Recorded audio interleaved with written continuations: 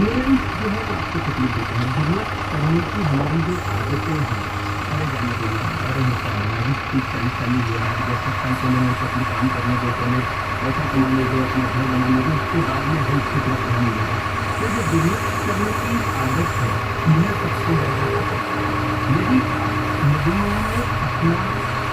खुद रखना सीख गए, हर मधुमेही को ये ध्यान रखिए कि अपने जीवन खुद जीना, ना ही पत्नी साथ देने वाली है, ना ही पैसा साथ देने वाला है, ना ही कोई परिवार का रिश्ता। आपको अपनी दवाई लेनी है, आपको अपना खाना बना दो, आपको तबीयत खानी है, आपके हाथ से क्या मुँह में जाना है, वो आपको मालूम होना चाहिए। ना कि आपको हर बार राशन की ज़रूरत है। तो हर बार व्यक्ति को इस नॉलेज से एम्पावर करना, अवेयरनेस करना, ये हमारा मेन उद्देश्य है इस जिस कार्य और उस कार्यक्रम से हम लोगों को यह